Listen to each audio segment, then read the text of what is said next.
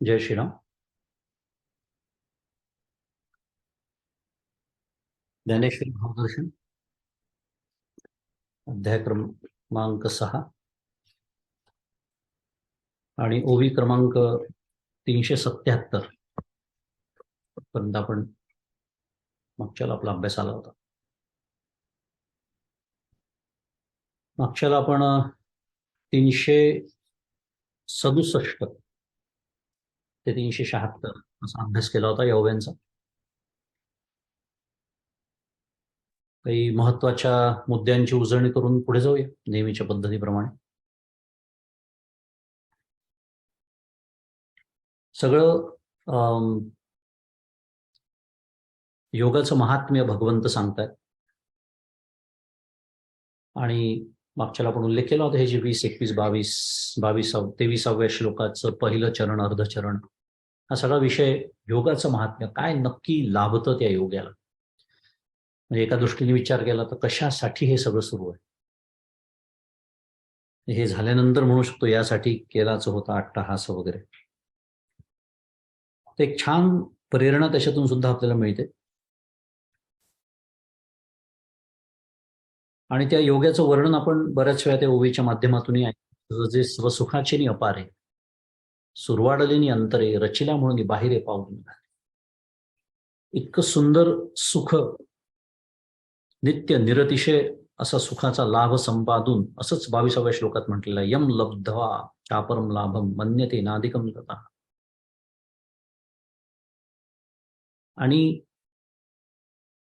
हे झाल्यानंतर मग एक साहजिकच मनामध्ये विचार येतो की मग त्या योगाच्या आयुष्यामध्ये, त्या जीवनमुक्ताच्या आयुष्यामध्ये म्हणूया, दुःख येतच नाहीत का? स्वाभाविक येणारे प्रश्न आहेत आपल्या मनामध्ये. बऱ्याच वेळा हे प्रश्न आपल्याला परमार्थात पडत असतात. आणि अर्थातच असं कुठेही भगवंतांनी म्हटलेलं नाही असा आपण अभ्यास मागच्या वेळेला केला. कारण देह म्हटलं, प्रारब्ध म्हटलं, देह म्हटलं की प्रारब्ध आलं, प्रारब्ध म्हटलं की आलं सगळं. ते गाडी ती सगळ्यांनाच आपल्याला, आणि आपण सगळे अनुभवातून ते शिकतो आहोत, त्यामुळे त्याच्याबद्दल फारसं बोलण्याची गरज नाही. आणि आपापल्या सद्गुरूंच्या आयुष्याचा विचार केला तर आपल्या लक्षात येतं की स्थितीचं दुःख, शरीराचं दुःख, ज्याला आपण सामान्य माणसं ज्याला दुःख म्हणतो, ते त्यांच्याही आयुष्यात आहे. मग ते तर माझ्याही आयुष्यात आहे. मग त्यांच्यात आणि माझ्यात फरक काय आहे?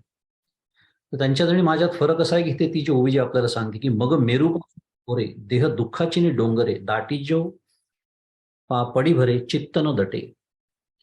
हा फरक पडतो जीवनमुक्ताच्या सद्गुरूंच्या आयुष्यात आणि माझ्या आयुष्यामध्ये.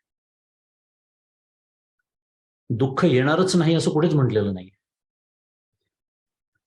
मग फरक काय आहे तर आलेलं दुःख ते स्वीकारत नाही. कारण विचार जर केला तर दुःख आणि सुख ह्या प्रतिक्रिया आहेत. नीट शांतपणे विचार केला की आपल्या एक गोष्ट लक्षात येते, सुख आणि दुःख हे आपल्या प्रतिक्रिया आहेत. कारण एकच गोष्ट जी मला सुखावं वाटते ती दुसरं दुःखावं वाटू शकते. अगदी साधं गणित आहे. याचा अर्थ त्या वस्तूमध्ये सुख किंवा दुःख देण्याचं सामर्थ्यच नाहीये, किंवा त्या व्यक्तीमध्ये म्हणूया. एक व्यक्ती एखाद्या व्यक्तीला प्रिय वाटू शकते तर दुसऱ्या व्यक्तीचा अत्यंत द्वेष असू शकतो. त्याच्यामुळे सुख आणि दुःख ही माझी प्रतिक्रिया, आणि ती माझी प्रतिक्रिया असल्यामुळे ती खरं माझ्या नियंत्रणात असली पाहिजे. खूप सुंदर शास्त्र आहे वेदांत शास्त्र, कसं विचार करतं. आणि ती माझ्या नियंत्रणात नसते आणि म्हणून मला प्रवाहपतित असं म्हणतात. आणि ती ज्याच्या असते त्याला जीवनमुक्त असं म्हणतात. आणि मग होतं काय तर त्यांच्याही आयुष्यामध्ये दुःख असतात, त्यांनाही दुःख कळतात. हे महत्वाचं आहे. कारण दुःख याचा अर्थ काय, अगदी व्यावहारिक भाषा बोलली तर अनुकूल संवेदनीयम सुखम आणि प्रतिकूल संवेदनीयम दुःख.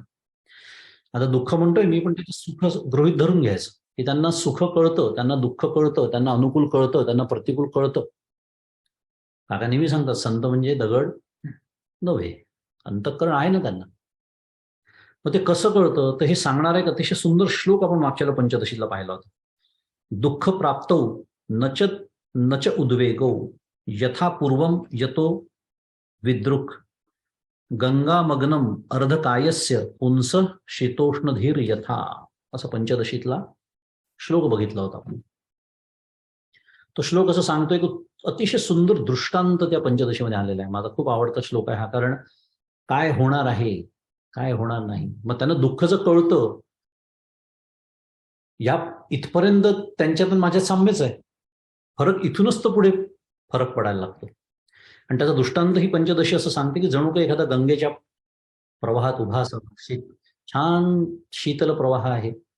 आता आपल्याला आता हे एकदा कळणार नाही, कारण इथे इतकी थंडी आहे की आपल्याला शीतल काही नको वाटतंय. त्याच्यातच पुन्हा प्रतिकूल संवेद नियम जसं येतं. भारतातलं उदाहरण की जेव्हा आपण इथल्या उन्हाळ्यातली कल्पना करू शकतो, डोक्यावर सूर्य तळपतोय, भाजून काढतोय, आणि अशा थंड पाण्यामध्ये एखादी व्यक्ती उभी आहे त्या गंगेच्या पाण्यामध्ये, कळतंय पण त्रास होत नाहीये. हा दृष्टांत आपल्याला काय सांगतोय? कळताय पण त्रास होत नाही, म्हणजे दुःख तरंगाच्या पातळीवरती राहत. आणि म्हणून माऊली म्हणते की मेरू पासून थोरे, की मेरू पर्वत एवढा जरी दुःखाचा डोंगर त्याच्यावरती कोसळला, योगाच्या अंतःकरणावरती म्हणूया, तरीही त्याचा काय देह दडपला तरी चित्त मात्र दडपले जात नाही. आणि देह दडपला जरी गेला या शब्दातच आहे की ते जे देणं आहे ते देणार आहे. तो ते प्रारब्ध नावाचं जे भगवंताचं शास्त्र, हे संपूर्ण जगत, कारण हे आपण विसरून जातो जेव्हा आपल्याला ते माझ्याच वाट्याला का असं जेव्हा विचार येतो, तेव्हा काका नेहमी सावध करतात की आपण अत्यंत शुद्ध मराठीमध्ये सेल्फ सेंटर्ड जीवन जगत असतो. याला आत्मकेंद्रित असं म्हणतात, मराठीत आपण त्याला सेल्फ सेंटर्ड असं म्हणतो. मुद्दा असा की जणू काही संपूर्ण जग माझ्याच भोवती फिरत आहे आणि मी केंद्रबिंदू आहे त्या जगाचा, असं प्रत्येकाच्या अंतःकरणात कळत नकळत कुठेतरी असतं. आणि मग त्याप्रमाणे आपण सगळ्या परिस्थितीचे अर्थ लावायला जातो, आणि मग असं वाटतं की सगळं माझ्याच मनासारखं घडलं पाहिजे. बरं, असं 7 बिलियन लोकांना तसंच वाटतं, हीच तर समस्या आहे. आणि त्याच्यातच संघर्ष निर्माण होतो. आणि ह्या सगळ्या लोकांना एक आनंदाने एकत्र ठेवण्याचं जे शास्त्र, त्याला प्रारब्ध शास्त्र असं म्हणतात. आणि मग असं काही किंवा मी भगवंताचा लाडका म्हणून मला जास्त मिळतं, किंवा तिथे मी लाईनमध्ये पहिले लागलो होतो म्हणून मला जास्त मिळतं, रांगेत पहिला क्रमांक होता मला, असलं काहीही नाही. हे सगळं माझ्याच पूर्वकर्माची फळं देण्याचं अत्यंत सुंदर शास्त्र ईश्वराचा, इतका तो निपक्षपाती आहे. त्याला शिव्या दिल्या तरी तो तुमचं भलंच करतो, जर तुमची कर्म आधीची तशी असते. आत्ताचं कर्म शिव्या देण्याचं असेल, त्याची फळं भोगावीच लागणार आहेत ती नंतर. इतका तो निपक्षपाती आहे. काका नेहमी सांगतात, ईश्वर आपल्याला असं वाटतं की माझ्याच वाट्याला का, हे वाक्य बोलताना मला विशेषतः जेव्हा खूप सुखाचे भोग येतात ना, तेव्हा मी असं कधीच म्हणत नाही माझ्याच वाट्याला का, आणि तेव्हा स्मरणच नसतं त्याचं. म्हणजे उलट असतं, माझ्याच वाट्याला नाही येणार तर कोणाच्या वाट्याला येणार, मी येऊ केलं, मी तेऊ केलं, मी असा आहे, मी तसा आहे वगैरे. त्यामुळे छान तो एक पंचदशीतला जो दृष्टांत आहे. आणि हे सांगण्यासाठी 23 क्रमांकाचा श्लोक आहे, अत्यंत सुंदर श्लोक. आपण मागच्याला अभ्यास केला त्याचा, अगदी पाठ करावा असा, की तम, अशी जी योग विद्या, तम विद्या दुःख संयोग वियोगम योग संज्ञिताम. व्याख्याच आहे, म्हणजे प्रत्यक्ष भगवंत व्याख्या सांगतात आहे कशाची? योगाची. संज्ञिताम म्हणजे त्याची संज्ञा आहे, त्याची व्याख्या आहे, मराठीत पुन्हा डेफिनेशन. पण दुःखाचा वियोग म्हटलाय का? नाही. आपण मागच्याला ते शिकलो, तो अभ्यास आपण मागच्या केला, की दुःख संयोग वियोग. दुःख असणार आहे, सुख असणार आहे, आयुष्य म्हटलं, प्रारब्ध म्हणले, आलंच सगळं. चूक कुठे होते? तर त्याच्याशी वियोग जो माझा मी करून घेतो. काकांचं एक, परमपूज्य काकांचं एक छान वाक्य आहे की दुःख आहे का ओढवून घेतलेलं आहे? तुम्ही म्हणाल की कोण दुःख कशाला ओढवून घेईल, कोणाला दुःख नकोच असतं. तसं नाही, दुःख येणार आहे, पण ते मी माझ्यावर घेतलं, ते ओढवून घेतलेलं. त्याने दिलं, त्याचं काम केलेलं आहे प्रारब्धशास्त्राने त्याचं, कारण माझ्या पूर्वकर्माची ती फळं. सारखा सारखा विचार करतोय आपण. म्हणजे थोडक्यात त्या दुःख शी मी संयोग केलेला आहे, आणि त्याचा वियोग करून घेणं, याला खरं योग असं म्हणतात. आणि कोणता साधक करतो तो निश्चयपूर्वक असतो आणि निर्वेद रहितेन चित्तेन असा अर्थ आपण मागच्याला बघितला होता भाष्यामधला. उद्विग्न नसलेलं त्याचं चित्त असतं. आणि याचा अर्थ आपण मागच्याला एक छान पद्धत परमपूज्य काकांनी आपल्याला शिकवली आहे की अशा जेव्हा गोष्टी आपल्या समोर येतात ना त्याचं उलट करून घ्यायचं नाही. काय, मला जर अजूनही दुःख होत असतील या ना त्या कारणाने, त्याचा अर्थ अजून योग साधलेला नाही. इतकं साधं गणित आहे. कुठेही कोणाला विचारायला जाण्याची गरज नाही. एका रात्रीत होत नाही. येणारा पुढे श्लोक तोच आपल्याला अभ्यासायचा आहे. शनैही. पण प्रमाण कमी होत असलेलं माझ्या लक्षात यायला हवं. 5 वर्षापूर्वी, 10 वर्षापूर्वी, 15 वर्षापूर्वी ज्या प्रमाणात मला दुःखाची जेवढी मोठी लाट माझी होत होती, जितका क्रोध मला पटकन येत होता, जितकी आसक्ती मला बाहेरच्या गोष्टींची वाटत होती, हे सगळं कमी होतंय का नाही होत आहे? ते हेलकावे जे ते पेंडुलम जो या टोकापासून त्या टोकाला जातो त्याचं थोडं थोडं तरी कमी होतंय का नाही? ठीक आहे, तो पेंडुलम आहे, हलतोय अजून सुखाकडे दुःखाकडे, मान्य आहे. पण त्याचं जे या टोकापासून त्या टोकाकडचा जो प्रवास आहे ते अंतर तरी कमी होतंय का नाही? हे आपणच विचार करायचे असतात. आपणच आपल्या अंतःकरणाचं निरीक्षण करायचं असतं. पण हे तोच करतो जो दुसऱ्याच्या अंतःकरणाचं निरीक्षण करणं थांबवतो. गडबड सगळी तीच आहे. परवा कीर्तनात आपण ऐकतो, तिला हे शोभतं का, त्याला ते बरं दिसतं का, मी त्याला फोन केला, माझ्या फोनचं उत्तर दिलं नाही, 10 मेसेजेस पाठवले, त्याचं उत्तर नाही, स्वतःला काय समजतात. रामकृष्ण आहे. आपण आता तेच बोलून आलो सोमवार ते शुक्रवार, तेव्हा आता ते पुन्हा उजळण्याची गरज नाहीये. पण तेव्हाच हा वेळ मिळू शकतो आणि चित्ताची ती शांतता मला मिळू शकते की व्यक्ती, वस्तू, घटना आणि परिस्थिती याच्या माध्यमातून जे दुसऱ्याचं जीवन मी जगत असतो ते जितक्या लवकर आपण कमी करू तितक्या लवकर साधक म्हणून प्रगती आहे. नेहमीसाठी लक्षात ठेवा. सुंदर वर्गीकरण काकांनी करून दिले. आणि अक्षरशः विचार करा, आपल्या आयुष्य दिवसभरात येऊन गेलेल्या विचारांचं वर्गीकरण कराल तर ह्या 4 मध्ये कुठेतरी ते बसतात. अखंड दुसऱ्याचा विचार, दुसऱ्या वस्तूचा, दुसऱ्या व्यक्तीचा, एखाद्या घटनेचा, नाही तर परिस्थितीचा, बस त्याच्यातच आयुष्य चाललंय सकाळी उठल्यापासून संध्याकाळ. माझं आयुष्य मी जगतच नाही काका म्हणतात. माझं आयुष्य जगणं म्हणजे काय, तर ते आपण आत्ता जे बोललो.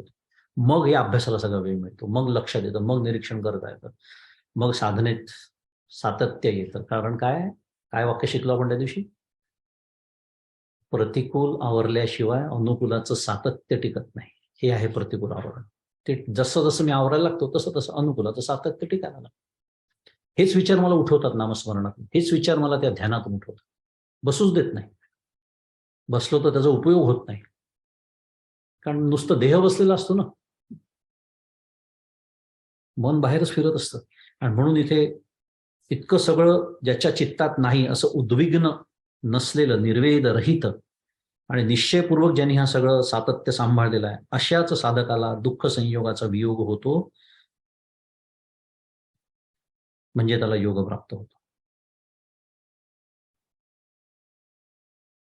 त्यामुळे दुःख पुन्हा एकदा येणार, पण दुःखाने जोपर्यंत मला विश्वास होत नाही किंवा होतो आहे तोपर्यंत योग साधलेला नाही.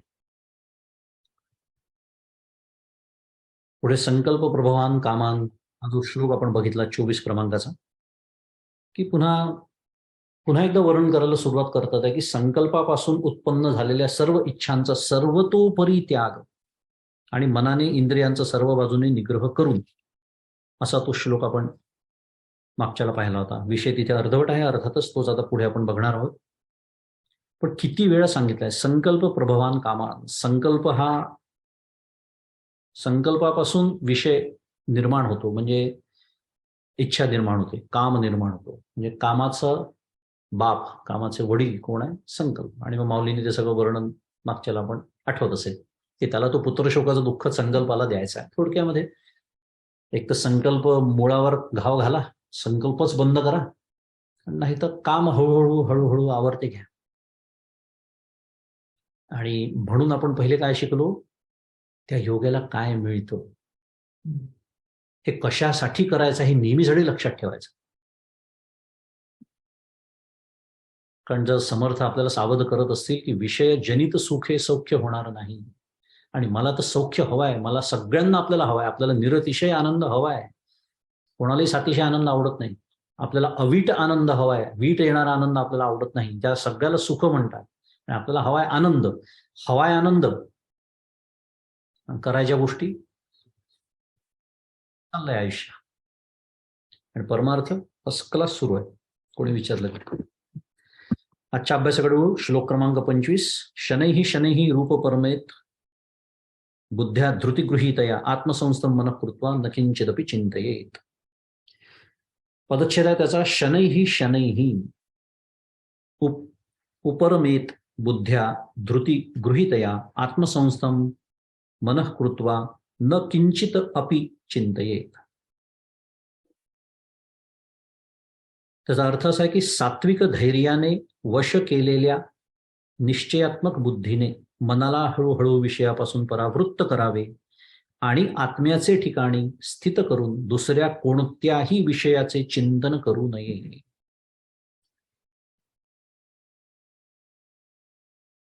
शनैः शनैः म्हणजे हळूहळू. उपरमे त्याचा अर्थ इथे थोडा वेगळा केलाय. परावृत्त करावे किंवा आचार्यांनी केलेला अर्थ थोडा वेगळा आहे, पण साधारण अर्थ तोच येतो आहे. आणि धृती गृहीतया म्हणजे काय? सात्विक धैर्याने वश केलेल्या बुद्ध्या धृती गृहीतया निश्चयात्मक बुद्धीने आत्मसंस्थं मन कृत्वा म्हणजे काय करायचं आहे? बुद्धीने मनाला आत्म्याच्या ठिकाणी स्थित करून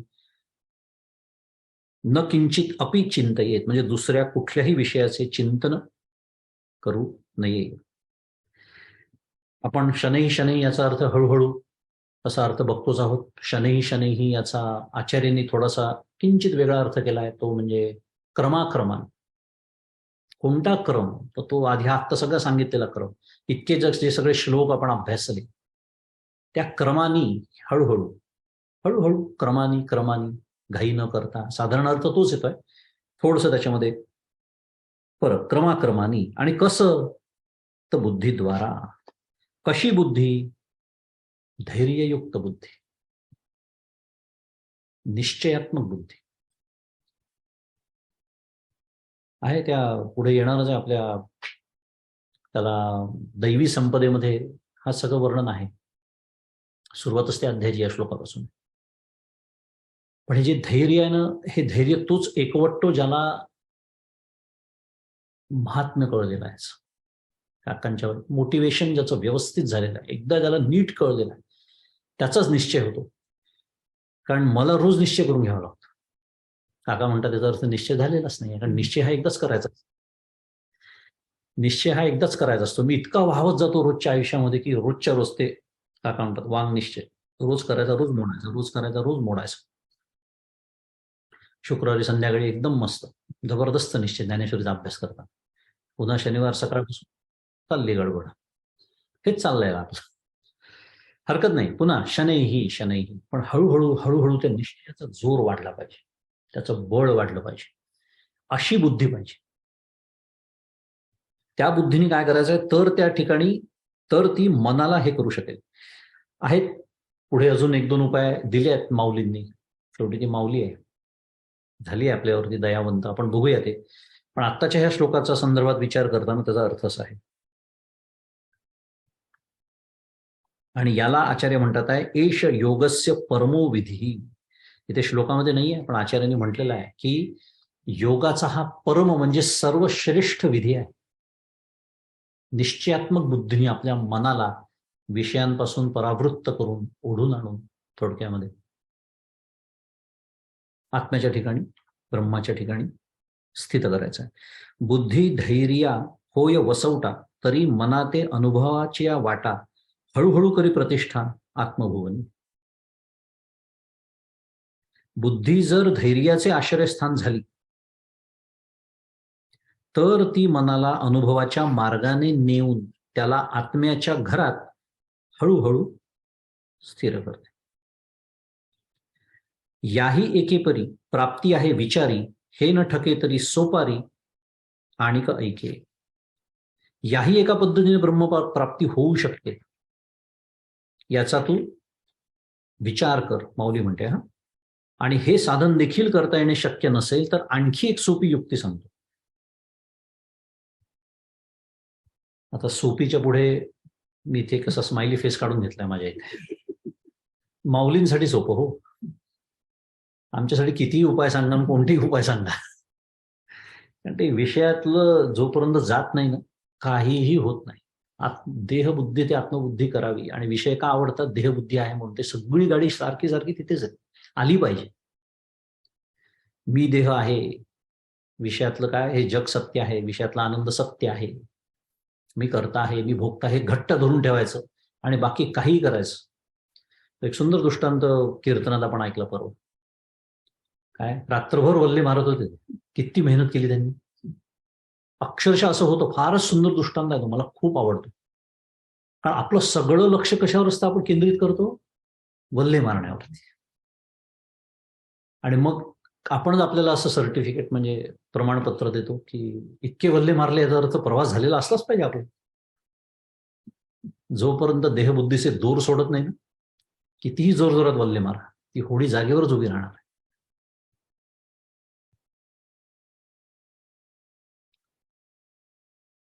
आणि याही एका पद्धतीने ब्रह्मप्राप्ती होऊ शकते असं माऊली म्हणते. आणि याचा तू विचार कर. त्याच्यानंतर पुढे अजून एक सांगतात की याच्याहून सोपी उपयुक्ती सांगतो, जर हेही जमत नसेल तर. ह्याही पद्धतीने म्हणजे मग आधी कोणती पद्धत सांगितली? अष्टांग योगाचं जे सगळं वर्णन किंवा हठयोगाचं जे सगळं वर्णन आपण, ते कुंडलिनी शक्तीचं वगैरे सगळं वर्णन आपण ऐकलं, ते उपाय, सुरुवातीचे उपाय, हठयोगाचं वर्णन, आणि आता जे वर्णन आहे ते, हा उपाय, आणि अजून एक उपाय आता पुढे येतो. असे 4 उपाय माऊली आपल्यासमोर ठेवते. माऊली सोपं म्हणते, आपण ऐकूया सोपं आहे का. श्लोक क्रमांक 26. यतो यतो निश्चरती मनश्चंचलम स्थिरम ततस्ततो नियमयितत् आत्मन्येव वशम नयेत. त्याचा पदच्छेद आहे की यतः यतः निश्चरती, हा जो ग्रंथ आहे याच्यामध्ये निश्चलती छापलाय, ते चुकीचं आहे, ते निश्चरती पाहिजे. मनः चंचलम अस्थिरम, पदच्छेद सांगतोय मी. ततः ततः नियम्य एतत् आत्मनी एव वशम नयेत. ज्या ज्या कारणाने मन विक्षेप किंवा लय यांच्या अभिमुख होऊन समाधीच्या विरोधी वृत्ती उत्पन्न करते, त्या त्या कारणापासून निग्रह करून आत्म्याचे ठिकाणीच वशाला न्यावे, म्हणजे आत्म्याचे अधीन करावे. यतः यतः म्हणजे ज्या ज्या कारणाने, म्हणून पुढे ततः ततः, त्या त्या कारणापासून. निश्चरती म्हणजे गच्छती असा अर्थ आहे त्याचा, की मन बाहेर जातं आपलं, बाहेर जातं की नाही, जातं ना. पण तिथे इथे विक्षेप आणि लय इथे शब्द वापरले श्लोकात नाही, पण अर्थ तोच आहे त्याला विक्षेप असं म्हणतात. आणि आपण त्या समाधीचे जे प्रतिबंध आहे त्याचा आपण बऱ्याच वेळा विचार केलेला आहे. लय, विक्षेप, कषाय, रसास्वाद वगैरे सगळं. विक्षेपाची व्याख्या बाह्य विषय, रागद्वेष, हा सगळा विचार करून झालेला आहे. त्यामुळे ज्या ज्या कारणाने मन हे विक्षेप याला अभिमुख होतं, म्हणजे थोडक्यात विक्षेपजन्य, विक्षेप युक्त ते होतं, त्या त्या कारणापासून निग्रह त्याचा करायचा आहे. निश्चरती मनश्चंचलम स्थिरम ततस्ततो नियम्य एतद, नियम्य एतद म्हणजे निग्रह करणं त्याला, आणि त्याचा वश न होता त्याला आत्म्याच्या अधीन करायचं. आचार्य म्हणतात की स्वभाव दोषाद मन चंचलम, काय म्हणतात आहे आचार्य, स्वभाव दोषाद मन चंचलम. आणि पुढे म्हणतात अतएव अस्थिरम. भाष्य, भाष्य खूप कामात येतं आपल्याला. आचार्यांचं मी सांगतो, फार थोर उपकार आपल्यावरती आचार्यांचे. कारण भगवंतांना काय म्हणायचं आहे, काय म्हणायचं ते तर आपल्या समोर आहे छापलेलं, पण ते नाही, त्यांना नक्की काय म्हणायचं आहे. वाच्यार्थ नको, आपल्याला लक्षार्थ हवाय, आणि तो लक्षार्थ आचार्य सांगू शकतात भगवंतांना काय म्हणायचं. त्यामुळे इतक्या सुंदर सुंदर व्याख्या भाष्यामध्ये आचार्यांनी दिलेल्या आहेत. स्वभाव दोषा मन चंचलम, स्वभावताच दोष आहे ते मन. आपण अनेक वेळा त्याचा विचार केलाय की वायू तत्वाचा आहे, रजोगुणाच्या खांद्यावरती तरळत आहे. आपण मनोबोधाच्या अभ्यासाला सुरुवात केली तेव्हा माऊलींनी पुढे मनाचं वर्णन काय सुंदर केलेलं आहे ते सुद्धा बघितलं आपण, की मन खरं नाहीच माऊली म्हणते. मग आपल्याला अनुभव येतो तो काय, त्या चांचल्यालाच मन असं म्हणतात. म्हणजे थोडक्यात काय, चंचलता नसेल तर जणू काही मन नाहीच, आणि ते चंचल आहे म्हणून ते अस्थिर आहे. अतएव अस्थिर.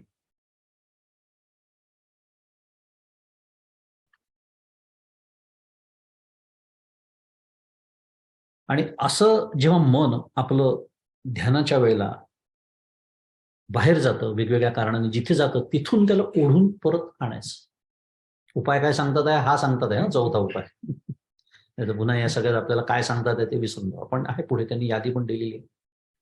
पण एक लक्षात ठेवायचं की हा एक मागच्या आपण एकदा विचार केला होता, मला आठवतंय ज्ञानेश्वरीच्या संदर्भामध्ये, की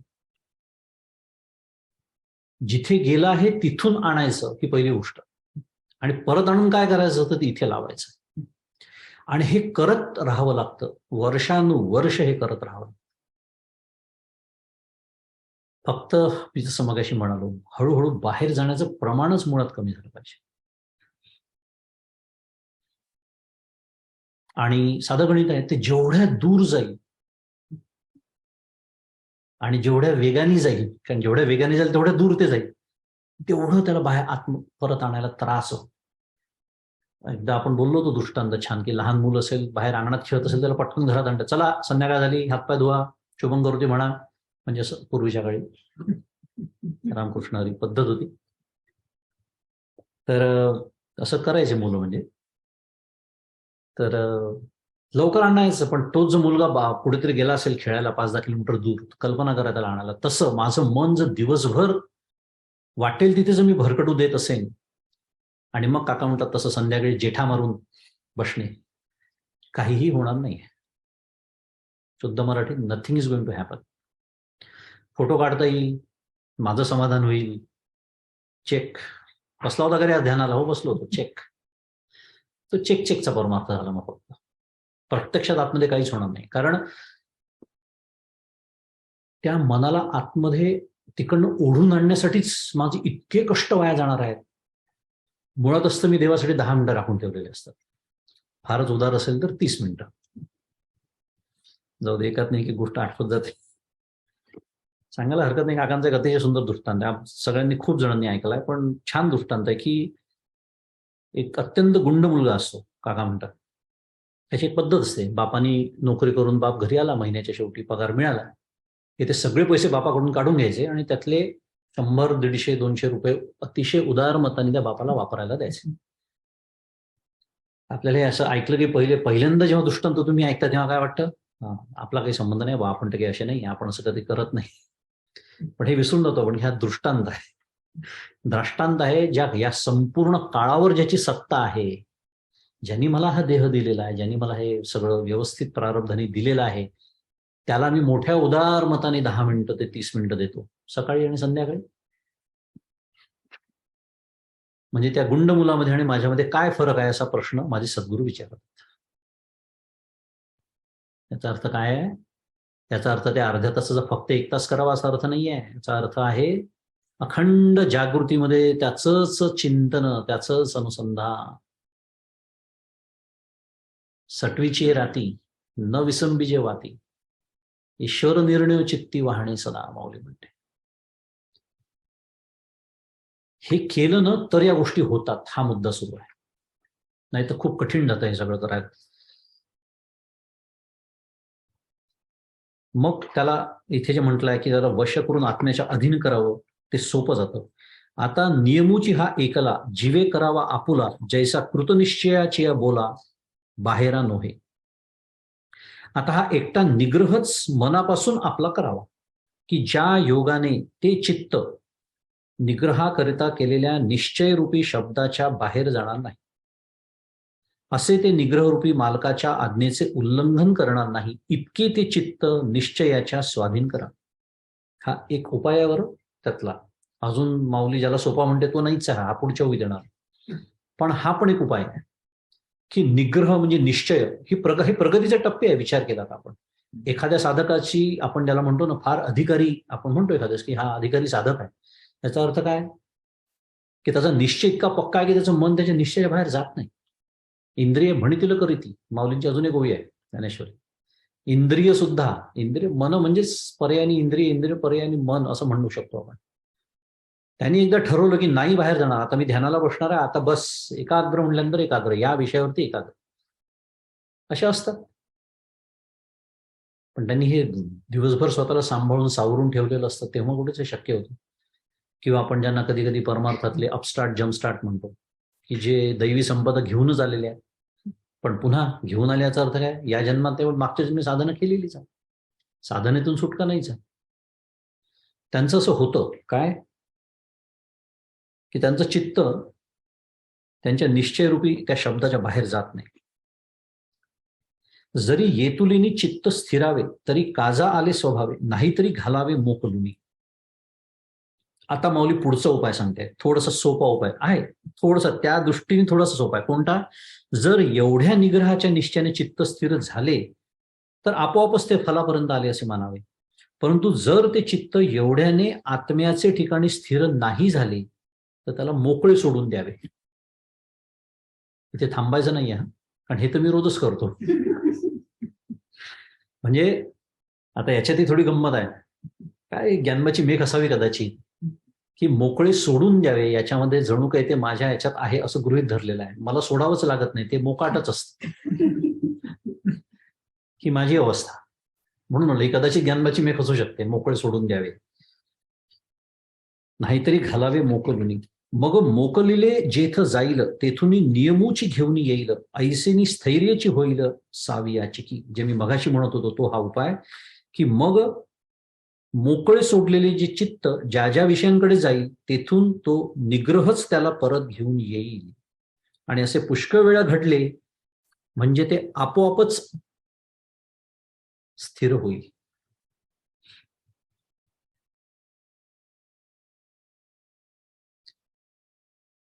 विषयांकडे जाण्याचे दोन कारण असतात. एक म्हणजे आपण जेव्हा प्रत्यक्ष ध्यानाभ्यासाला बसतो, नामस्मरणाला बसतो, तेव्हा थोडासा आपण तोच फरक आपण विक्षेप आणि याच्यामध्ये बघितला होता. किंवा विक्षेप आणि कशाय म्हणण्यापेक्षा सुद्धा बाहेर जे धावतं चित्त आपलं, त्याची दोन कारणं असतात. एक, प्रत्यक्षात आपल्याला काहीतरी बाहेरचे आवाज ऐकू येतात म्हणा, डोळे तर बंद असतात, म्हणजे अपेक्षा करू आपण डोळे बंद आहेत, किंवा अगदी निरव शांतता जरी असली तरी माझं चित्त विषयामध्ये जी आसक्ती असते त्याच्यामध्ये मागे धावतं आणि मी स्वतःला करता भोगता समजत असल्यामुळे बरोबर ती सगळी गाडी तिथे येऊन ती अडकते. अशा दोन कारणांनी चित्त जातं. शब्दादे निमित्तात असं भाष्यामध्ये आचार्य म्हणतात. म्हणजे खरं तिथे असं गृहीत धरलंय की बाकीच्या गोष्टींचं मी व्यवस्थित बंदोबस्त करून बसलोय का अभ्यासाला, ध्यानाच्या अभ्यासाला,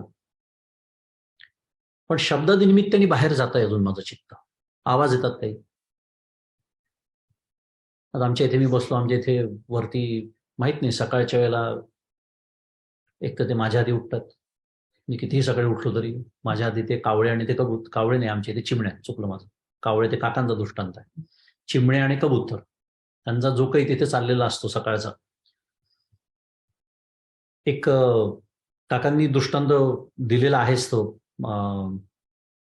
प्रवचनामध्ये, की एका साधकाने प्रश्न विचारला होता काकांना की मी ध्यानाला बसतो आणि मी उठण्याच्या आधी कावळे उठतात, तर समोरच्या त्या वृक्षावरती त्यांचं जे काही कावळ्यांचं चालतं सगळं, त्याला किलबिलाट नाही म्हणत, कावळ्यांचं जे काही चालतं शाळा त्यांची, त्यांनी माझ्या ध्यानामध्ये व्यत्यय येतो. आता हे मी का सांगतोय, तर तिथे तत्वज्ञान वापरायचं असं आचार्यांनी सुद्धा भाष्यामध्ये म्हटलेलं आहे. तर तत्वज्ञान कसं वापरायचं, कारण त्या कावळ्यांना जाऊन की आपण मारणार तर नाही, यांना त्यांना उडवून लावू शकणार आहे तुम्ही एवढ्या शेकडो कावळ्यांना. विचार कसा करायचा, काका लगेच म्हणतात की त्याच साधनेत रूपांतर करून घ्यायचं. ह्याला म्हणतात तत्वज्ञान वापरणं. तत्वज्ञान कळलं, पण त्या कावळ्यांच्या समस्येचं काय करायचं. आता कावळ्यांची समस्या एक उपलक्षण आहे. अशा पद्धतीची जी समस्या असतात की ज्या सुदैवाने अमेरिकेतल्या लोकांना कमी आहे, तिथे बरीच नीरव शांतता असते. भारतामध्ये बरेच प्रकारचे आवाज ऐकू येतात तुम्हाला, इच्छा असो की नसो. मग चित्त स्वाभाविकच बाहेर जातं.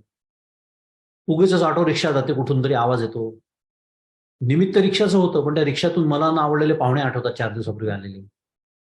हे इतकं जे पटकन धावतं ना आपलं मन, तर त्या कावळ्यांचा विचार कसा करायचा पक्ष्यांचा, की बाबा ते पक्षी आवाज करतात आहे, याचा अर्थ काय आहे, ते चेतन आहेत.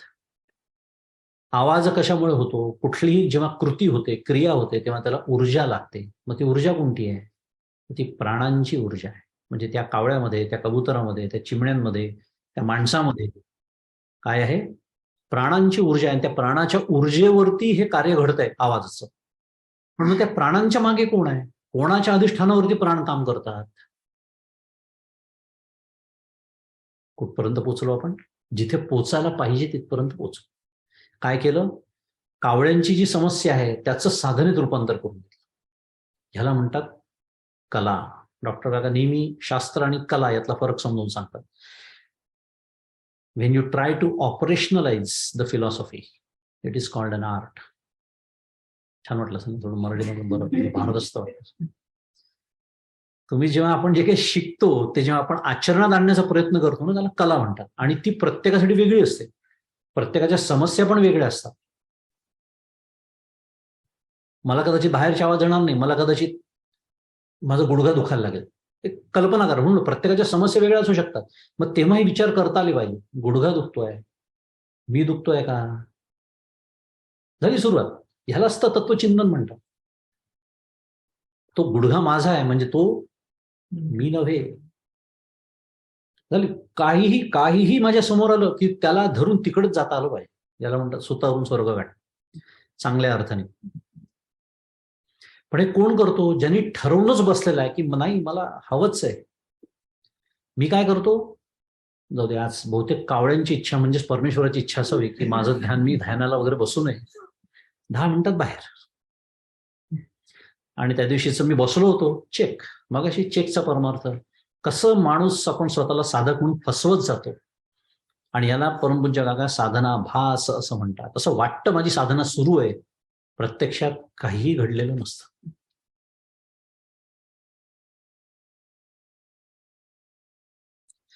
त्यामुळे हे जाईल तेव्हा ते वेगवेगळ्या कारणाने असं जाईल, तर त्याला घेऊन यायचं, परत परत परत घेऊन यायचं. ते जाणार आहे, जाऊ दे, ठीक आहे. हा एक उपाय सांगतात आहे. शेवटी आपण प्रापंचिक आहोत, कर्तव्य आपली आहेत, त्यानिमित्ताने आपलं बहिर्मुखता आहे. समर्थ तर सांगतातच, काही गलबला काही निवळ ऐसा कंठित जावा काळ. प्रापंचिक माणसासाठीच सांगितलेला. हा जो गलबला आहे ना, तो बाहेर असावा, चालू द्यावा. ते करावंच लागतं आपल्याला. आपण संन्यासी नाही, त्यांचं तत्वज्ञान फार वेगळं आहे. पण तो गलबला आतमध्ये येऊ नये एक तर याची दिवसभर काळजी घ्यावी. त्याच्यासाठी सगळं तत्वज्ञान आहे. पण जे काही थोडंफार येतं, चंचू प्रवेश करतं, इट सिप्स इन, त्याचा अशा पद्धतीने मग बंदोबस्त करावा. गेलं ना, कधी कधी गेलं हे सुद्धा 5 मिनिटांनी लक्षात येतं. एवढा माझा पराक्रम असतो. 5 मिनिटांनी मी सावध होतो की अरे, एकातून एक एकातून एक. ते it is closely related to how the brain functions. ते सिनॉप्सिस फायर होतात, ते सर्किट जे तयार झालेलं आहे ते घेऊन जातं आपल्याला वाहवत कुठेतरी. पण हेच सावध हळूहळू हळूहळू, आधी मी 5-5 मिनिटं 10-10 मिनिटं लागायची, आता माझ्या 20 सेकंदातच लक्षात येतं की मी वाहवत चाललो आहे. हे प्रगतीचे टप्पे असतात. पण घेऊन यायचं. पहिलं तर त्याला घेऊन यायचं आणि दुसऱ्या ठिकाणी त्याला पुन्हा लावायचं. या ठिकाणी कशावरती लावायचं? म्हणजे काही सुरू असेल, सोहम साधना असेल, ते बघूया आपण. इथे समोर ते 4 उपाय येतात आहेत. किंवा नामस्मरण सुरू असेल तर नामाकडे लक्ष द्यायचं आहे, कारण मी घेतलेलं नाम मी हट्टाने ऐकायला हवंय. त्यामुळे भाव असा, या सगळ्याचा भाव असा की ज्ञानेश्वर महाराजांनी चित्त निग्रहाकरता आपल्याला 4 उपाय सांगितले. कोणते 4? ते असे. 1, पहिला उपाय अष्टांग योगाने चित्ताला योगारूढ करणे. केला होता विषय सुरुवातीला. योगारूढस्य तस्यैव शमः कारण उच्यते. 2-3 श्लोकापासून सुरुवात होती. अष्टांग योग. दुसरा उपाय कुंडलिनीचे व्युत्थान करून, षटचक्र भेदन करून आत्मस्वरूपाच्या ठिकाणी चित्ताचा लय करणे. तोही उपाय आपला भरपूर अभ्यासून झालेला आहे, जे सगळं कुंडलिनी शक्तीचं जे काही माऊलींनी वर्णन केलं. तिसरा उपाय चित्त निग्रहाचा निश्चय करून एकदम ते आत्मनिष्ठ करणे, जो आपण आत्ता वाचला. आणि चौथा उपाय मोकळ्या चित्ताला विषयापासून निग्रहाच्या अभ्यासाने परावृत्त करून हळूहळू आत्मनिष्ठ करणे. आता कळत असेल समर्थ काय सांगतात. उदासीनता तत्वता सार आहे, सदा सर्वदा मोकळी वृत्ती आहे. मनाचे श्लोक, त्याची खोली कळतच नाही आपल्याला. मी सांगितलं ना, त्याची खोली कळण्यासाठी दासबोध वाचावं. ही ओवी तर, हा जो श्लोक आहे मनाच्या श्लोकांचा मनोबोधातला, इतका अप्रतिम आहे की तिथेच तर मी वर्षानुवर्ष गटांगळ्या खातो. उदासीनता मला सांभाळता येत नाही, त्यामुळे माझं चित्त मोकळं राहत नाही. आणि ते तसं बरबटलेलं चित्त विषय वासनेने घेऊन मी अभ्यासाला बसतो. मग काका म्हणतात की ते पूर्वीच्या काळी ब्लॉटिंग पेपर असायचे. आपल्याला आठवत, दिवस आठवत असेल शाळेतले, की शाई सांडली की ते ब्लॉटिंग पेपरने टिपायची. ते दिवस आता नाही राहिले, पण आपली पिढी आहे त्यांना नक्कीच आठवत असेल ते. तो ब्लॉटिंग पेपर जर बरबटलेला असेल आधीच शाईन, असं व्हायचं तेव्हा आपल्याला इतकी सुबत्ता नसल्यामुळे आम्हाला अगदी त्याचं अगदी टोकन टोक आपण वापरून घ्यायचो, अगदी पूर्ण तो निळा होईस तोवर वापरायचा, बरोबर. पण तो निळा झाल्यानंतर तो एक त्याची मर्यादा असायची, त्याच्यानंतर तो टिपायचाच नाही शाई, कारण संपलं. तसं हे इतकं बरबटलेलं असेल माझं, तर ते कसं टिपणार आहे ते तत्वज्ञान, आणि टिपलं तरी ते टिकणार कसं आहे, टिकलं तरी ते वापरता येणार कसं आहे, वेळेवर आठवणार कसं आहे, त्याच्यासाठी पहिले हे स्वच्छ करत राहावं लागतं. आणि म्हणून उदासीनता तत्वता सार आहे, तेव्हा पुढे मग चित्तवृत्ती मोकळी होते, आणि त्या मोकळ्या चित्ताला मग निग्रहाचा अभ्यास सोपा जातो. प्रशांत मनसम ह्येनम योगिनम सुखमुत्तमम उपैति शांत रजसम ब्रह्मभूतम अकल्मषम. पुढचा श्लोक 27 क्रमांक. तर पुढच्या श्लोकाकडे जाण्याच्या आधी आता जे 4 उपाय सांगितले त्याचा जर विचार केला तर त्याची पूर्वतयारी ज्याला म्हणता येईल त्याचा भाग सामान्य असतो. म्हणजे आपल्याला आपण आता काय पाहिलं, अष्टांग योग पाहिलं, तर कुंडलिनी योग बघितला, निग्रहाचा एक उपाय बघितला, आणि एक जातं तर जाऊन या, त्याला घेऊन या परत सारखं, त्याचा कंटाळा मानू. मुद्दा काय सुरू आहे, त्याचा कंटाळा मानू नका. हे जे 4 उपाय आपण बघितले, साधारण पहिले 2 जे आहेत ते थोडे योगाचे, आणि उरलेले 2 हे ज्ञानाचे, ज्ञान लक्षणा असलेले असे उपाय आपण म्हणू शकतो. या दोन्ही पद्धतीने आपल्याला साधना करता येते. विषय तोच चालू आहे, 4 पद्धतीचे उपाय आहेत. एक तर अष्टांग योगाच्या मार्गाने या, या तर षटचक्र भेदनाच्या मार्गाने या, नाही तर या पद्धतीने ज्ञान लक्षणा भक्ती करा.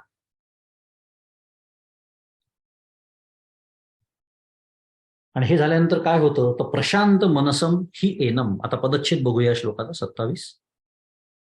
प्रशांत मनसम ही एनम योगिनम सुखम उत्तमम उपैति शांत रजसम ब्रह्मभूतम अकल्मषम. अर्थ आहे की ज्याचे मन शांत, काय म्हटलंय, प्रशांत, ज्याचे मन शांत म्हणजे वृत्तीशून्य आहे, रजोगुण ज्याचा नष्ट झाला आहे, जो तमोगुणाने रहित आहे, किंवा जो धर्माधर्म विवर्जित आहे, अशा ब्रह्मस्वरूप योग्याला नित्य निरतिशय होते. भाषा आहे, नित्य निरतिशय होते म्हणजे ते सुख प्राप्त त्याला होतं. प्रशांत मनसम, मन शांत आहे, वृत्तीशून्य आहे. शांत रजसम म्हणजे रजोगुण ज्याचा नष्ट झाला आहे. अकल्मषम म्हणजे तमोगुणाने रहित आहे किंवा धर्माधर्म विवर्जित आहे.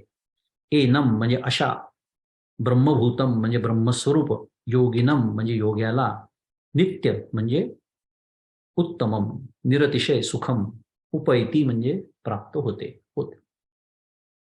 अगदी शब्दशः अर्थ आपण तो नेहमीप्रमाणे पहिले बघून घेतो. या संस्कृत श्लोक शब्द जे आलेले आहेत त्याचा कसा कसा अर्थ होतो. आता इथे म्हटलंय रजोगुण ज्याचा नष्ट झाला आहे किंवा तमोगुण नष्ट झाला आहे. होतो का? गुण कधी नष्ट होतात का? नाही. याचाच अर्थ असा असतो की बऱ्याच वेळा अर्थ आपल्याला लावून घ्यावा लागतो. नष्ट होण्याचा अर्थ काय?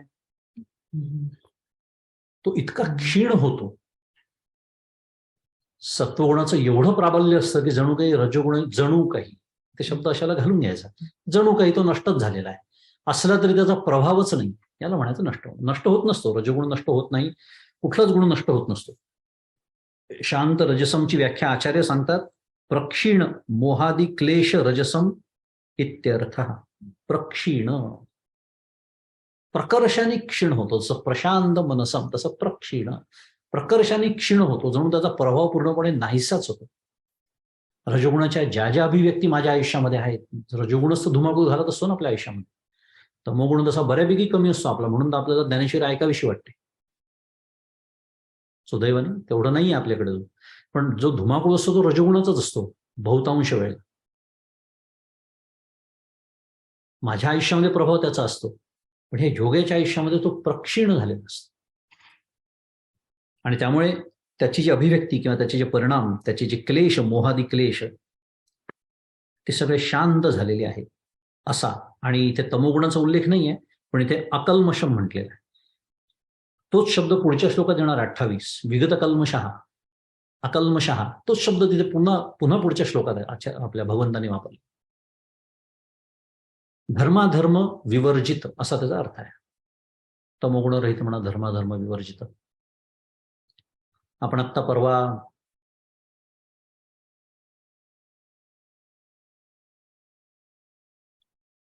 शैलगमन उत्सवामध्ये जे आशीर्वचन झालं त्याच्यामध्ये ती शृंखला बघितली होती, तुम्हाला आठवत असेल तर. काय, पुन्हा एकदा स्मरण करून देतो. आपल्याला दुःख होतात, दुःखापासून सुरुवात झाली होती आपली आजच्या चिंतनाची तशी. पण दुःख का होतात? मला देह आहे म्हणून. कारण दुःखाला अधिष्ठान लागतं कशाचं तरी. आणि देह याचा अर्थ सारखा आपण जो स्थूल देह समजतो हा नाही, याच्यात आतले जे आहेत सगळे स्थूल, सूक्ष्म, कारण, महाकारण सगळे. दुःखाचा अनुभव आपल्याला मनाच्या माध्यमातूनच येतो की नाही, अंतःकरणाच्या माध्यमातूनच तर दुःख भोगतो ना आपण. ह्या दृष्टीने ते अधिष्ठान आहे त्याचं, नाही तर दुःखाला अर्थच राहिला नसता. त्यामुळे दुःख का आहे? देह आहे म्हणून. देह का आहे? धर्म अधर्म घडलेले आहेत म्हणून. धर्मधर्म कंसात पाप पुण्य, आणि पाप पुण्य समान झाले की देह मिळतो. हाच विचार केला ना पण त्या दिवशी. पाप पुण्य का घडतात आहेत? धर्म अधर्म, धर्माचं कर्म जर मी केलं पुण्य, त्याचा परिणाम म्हणून सुख. पाप केलं तर दुःख, त्याचा परिणाम म्हणजे दुःख. अधर्म पाप दुःख. हे तरी का घडतं? रागद्वेष. राग म्हणजे पुन्हा संस्कृत राग, आसक्ती आणि द्वेष. एखाद्या गोष्टीची अत्यंत आसक्ती वाटते, एखाद्या गोष्टीचा अत्यंत द्वेष वाटतो. हे तरी का घडतं? अनुकूल प्रतिकूल वाटतं म्हणून. जे अनुकूल वाटतं त्याच्याबद्दल आसक्ती वाटते, जे प्रतिकूल वाटतं त्याचा द्वेष करतो. हे तरी का? कारण तो भेद सत्य वाटतो, भेदज्ञान. भेदज्ञान तरी का? अज्ञान. आपल्याला तिकडे त्याचा आता विचार करायला वेळ नाही आहे, वेळेची मर्यादा खूप आहे नेहमीप्रमाणे. पण मी हे उल्लेख याच्यासाठी केला की शृंखला काय सांगितली, पुन्हा उलटीकडनं जाऊत आपण, म्हणजे तुम्हाला लक्षात येईल. सुरुवात करा. अज्ञान, भेदज्ञान, अनुकूल प्रतिकूल ज्ञान, रागद्वेष, पाप पुण्य किंवा धर्माधर्म, दुःख, देह. आता इथे काय म्हटलेलं आहे त्याच्यासाठी सगळं सांगितलं. धर्माधर्म विवर्जित म्हणजे ही जी शृंखला आहे ना, ही अज्ञानी जो असतो त्याची शृंखला आहे. जो साधक असतो तो शुद्ध पुण्याची कास धरतो. पुण्यात्मके पापे स्वर्गात जायचे, पापात्मके पापे नरकात जायचे, जेणे माथे पाविजे ते शुद्ध पुण्य. अशी शुद्ध पुण्याची कास धरून जो इथपर्यंत आलेला आहे आणि त्यांनी हे सगळं आता मिळवलेलं आहे, त्याचा धर्माधर्म आता विवर्जित झाला. कारण आता जी कर्म त्याच्या हातून घडतात ती नैष्कर्म्य दशेमध्ये घडतात. आता सत्यत्वाने काही घडतच नाही आहे, मुळात तो आता काही करतच नाही, पण तो करताना दिसतो, त्यालाच तर नैष्कर्म्य दशा असं म्हणतात. इथे ती शृंखला आता तुटलेली आहे त्याची, म्हणून धर्माधर्म विवर्जित. अशा त्या ब्रह्मस्वरूप योगाला नित्य निरतिशय होते. माऊली म्हणते, पाठी केतुलिनी एके वेळ तया स्थैर्याची मेळे, आत्मस्वरूपा जवळे येईल सहजे. निग्रहाचा अभ्यास केल्यानंतर कोणत्या तरी एका वेळी त्या स्थैर्याच्या योगाने सहजच ते चित्त आत्मस्वरूपाच्या जवळ येईल. स्थैर्याच्या योगाने. पेंडुलम आठवा मगाशीचा. कारण आहे त्या ब्रह्मतत्वाचं वर्णन जर निर्मलम निष्कलम शांतम शांतम असं जर असेल तर मी स्वतः शांत झाल्याशिवाय कसा एकरूप होणार आहे त्याच्याशी? इतकं साधं गणित आहे. पण शांत, ते शांत कसं आहे? ते प्रशांत आहे. माझं शांत बऱ्याच वेळा मी पण नसतो शांत, झोपेत मी शांतच असतो. तसं शांत नव्हे. आणि हा शब्द छान एक इथे वापरलेला आहे की केतुलिनी एके वेळे, म्हणजे कोणत्या तरी एका वेळी. साहजिकच इथे मला ओवी क्रमांक 325 ची आठवण झाली. कारण 325 या ओवीमध्ये माऊली आपल्याला काय म्हणाली होती? ते अनिर्वाच्य महासुख पै आपणची झाले ते पुरुख. ते ठीक आहे, ते वर्णन आपण आत्ताच ऐकलं. महत्वाचं पुढे आहे, जयाचे का निष्कर्ष प्राप्तीवेरी, ज्यांचा साधनाभ्यासाचा निश्चय फलप्राप्तीपर्यंत टिकतो असे जे पुरुष आहेत. त्याची आठवण या ओवीमध्ये करून घ्यायची. कारण असं होतं बऱ्याच वेळा की झाले ना 6 महिने, पुढे काय आता काही प्रगतीच होत नाही हो. जन्मानुजन्माचं घेऊन आलेलो आहे आणि 6 महिन्यामध्ये अपेक्षा करतो आपण. हे कोणाला प्राप्त होतं? कोणत्या तरी एके वेळी. ती वेळ याच्यासाठी स्मरण केलं आता त्या ओळीचं. कोणत्या तरी एके वेळी. ती वेळ कधी येते?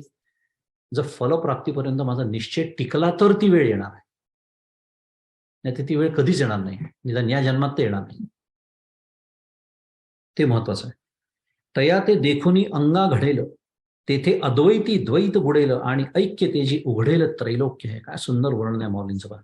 त्या आत्मस्वरूपाला पाहून ते आत्म्याशी एकरूप होईल, परतोनी पाठीमोरे ठाके.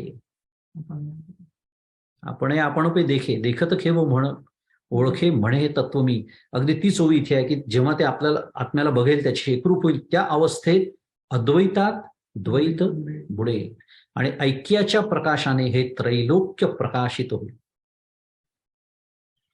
आकाशी दिसे दुसरे. माऊलींनी सुंदर दृष्टांत दिलाय. ते अभ्र जै विरे तई गगनेची का भरे विश्व जैसे. की आकाशात जे वेगळे आभाळ दिसते, आपण ज्याला ढग म्हणूया, ते जेव्हा वाऱ्याने विरून जाते तेव्हा हे विश्व केवळ आकाशानेच भरते.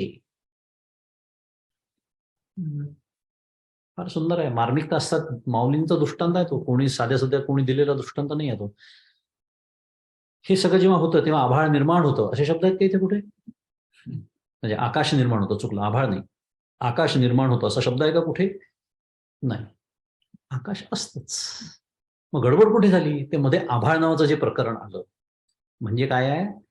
आतापर्यंत जे सगळं साधनेचं आपण वर्णन ऐकलं, हे सगळं अज्ञान निवृत्तीची साधना आहे. त्या काय म्हणूया, दृष्टांतामध्ये सुद्धा हा बारकाव आहे. तैसे चित्त लया जाये आणि चैतन्याची आघवे होय, ऐसी प्राप्ती सुखोपाये आहे येणे. तसे अभ्यास योगाने चित्त आत्मचैतन्यात लयाला जाते आणि हे सर्व विश्व चैतन्यच होते.